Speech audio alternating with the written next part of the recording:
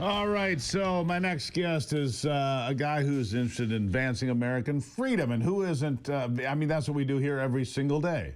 It is. Well, we defend free speech every single day from those vipers that would try to destroy it. But Paul Teller is the Executive Vice President of Advancing American Freedom. Paul, good to have you here. Thank you. Morning, sir. Appreciate you having me. Yeah, and this is the conversation. We'll take the sideshow out of it for a bit here. Apparently there's going to be some conversation between the White House and Elon Musk coming up later today, so maybe there's peace talks, and maybe that'll all come to resolution. But the bigger problems that face this country are still here, regardless of the noise. We spend too much money. Right. The Chinese want to destroy freedom. I mean, these are things we face every day in this country, right? And you say that fiscal conservatives should not let the perfect opportunity be the enemy of the essential. What do you mean by that? Well, I think you're referring to the rescissions bill that President and OMB, Office of Management and Budget Director Russ Vought, good old friend, sent to Congress. It's a procedure here in Washington where if the White House initiates some cuts, rescissions, things ripped out of the budget, it can get through the Senate without a filibuster, just 50 or 51 votes to get through. It's $9 billion or $9.5 billion is the proposed spending cut right now. That's practically a rounding error in Washington, right? You could find that in the sofas. And yet there are some Republicans that are kind of, I don't know, do we really want to cut that? Is that the right thing? Is this the right process?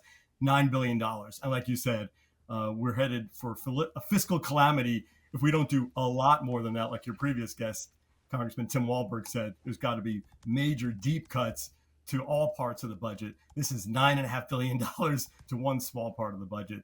Hopefully we could do it. We're going to push it. Yeah, I think Cat Stevens wrote the song, "The First Cut is the Deepest." Just because you got to do it somewhere, Paul. You do. Yeah. Well, and that's the thing too. And that's what we've been saying is, if you're training to run a marathon, right? You don't start with a 22 mile run. You start with maybe half a mile, 1 mile, 2 miles. You build to it. So that's what we're saying for this. Yes, it's quote unquote only $9.5 billion, but start with that. It's the first mile, right? Get out there, build the legislative muscle memory for cutting spending. Unfortunately, neither party has a great muscle memory for cutting spending. So build it, start small, and go from there and do more. So yeah, we're very encouraged by it. We hope it can happen quick. Yeah, and you've mentioned this a number of times, because it's the same thing I was thinking, Paul. $9 billion, so what? I mean, in a world of $37 trillion of debt, $9 billion, so what? But second money is easier than first money. That's true in sales.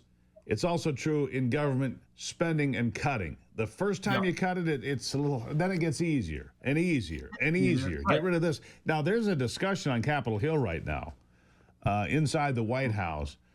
If they can't get rid of an agency, like the education department, if they can't get rid of a department, I should say, then they're going to get rid of agencies that are associated with that. Entire agencies, 3-letter deals, bam, gone, bam, because they can do that. And so if this gets us on the road to be there, then we're on the right road, aren't we, Paul? Yeah, and again, just think of it as practice, right? Again, to create another analogy, if you decide you want to start doing push-ups in your life, you don't start with 57 push-ups. Start with 1, 2, 5, 10, something like that, and then whatever you can do. It's easier, right?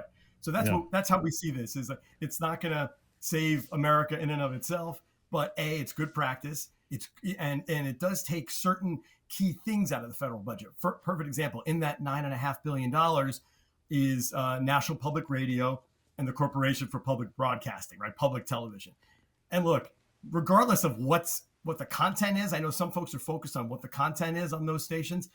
We say this is not the Soviet Union. There shouldn't be a government-funded media outlet of any kind. I don't care if it's promoting conservative stuff, liberal stuff. I don't care if it's Sesame Street orchestras or smut. Doesn't matter what the content is. We shouldn't have a government-funded media outlet in the United States of America. Look, the fact of the matter is this, Paul. PBS and NPR only get about 10% of their funding from the American taxpayer, about 10%. That's a big chunk of money, don't get me wrong. During COVID, radio stations in my neighborhood here, it's probably true around the country, but people I talked to that owned radio stations and so forth, they lost more than 80% of their income during the front end of COVID, because if you have a car dealership that's not open or a restaurant that's not open or whatever, they're not advertising.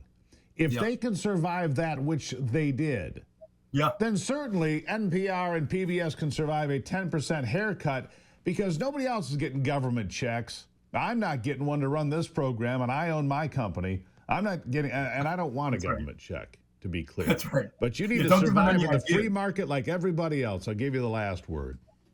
Yeah, no, and that's exactly right. So in other words, if NPR, CPB want to go out and fundraise off the fact that they lost their government funding, maybe they'll even do better, and they can promote all the shows and everything they want, and it could be a private company. But again, it's not the Soviet Union. We don't need government-funded media.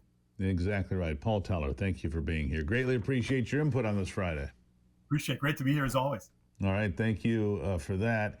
It is a free speech, free for all Friday, but here's the thing.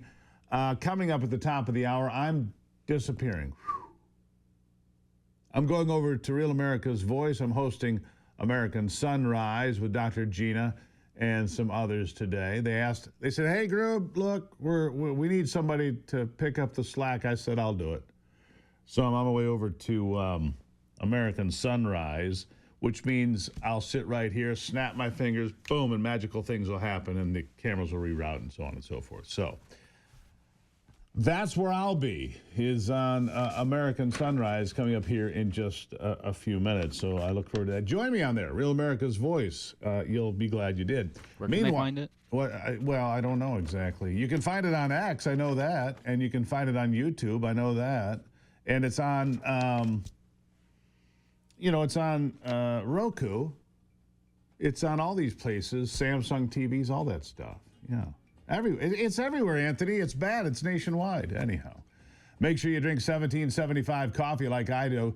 Get rejuvenated. Anti-aging coffee, CAAKG. It's remarkable, clinically studied ingredient that can help you have strength, energy. It stops the aging process. It's right in your coffee, 1775 coffee. Get it for yourself right now. Use the promo code Gruber, and you are going to save some cheese. Why are so many Americans taking CBD? Chronic